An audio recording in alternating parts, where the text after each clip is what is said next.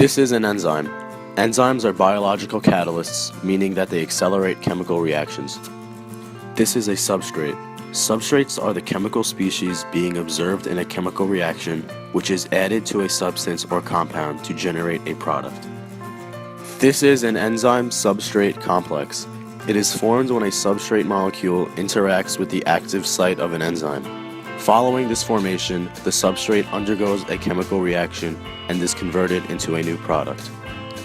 Competitive inhibition is when an inhibitor blocks the intended substrate from entering the enzyme's activation site. In other words, the inhibitor and the substrate are competing for the spot. If the inhibitor makes it to the active site first, the substrate cannot bind to the enzyme and no reaction can be catalyzed. Non-competitive inhibition is when an inhibitor binds to a place other than the active site, altering the shape of the active site. Now, the substrate can no longer bind to the enzyme because it no longer fits into the site.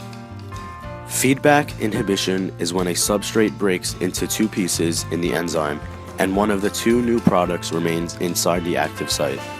The new product blocks the new substrates from binding to the enzyme, thus breaking the reaction cycle.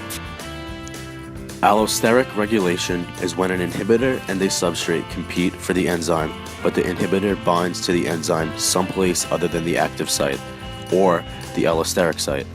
If the inhibitor gets to the allosteric site before the substrate gets to the active site, then the shape of the enzyme changes, which changes the shape of the active site so that the intended substrate cannot bind. Allosteric regulation is very similar to non-competitive inhibition. Denaturing of an enzyme is when the enzyme breaks down and can no longer be used. Enzymes are proteins, so at high temperatures, the shape of the protein is altered, preventing it from performing its function. It has been denatured.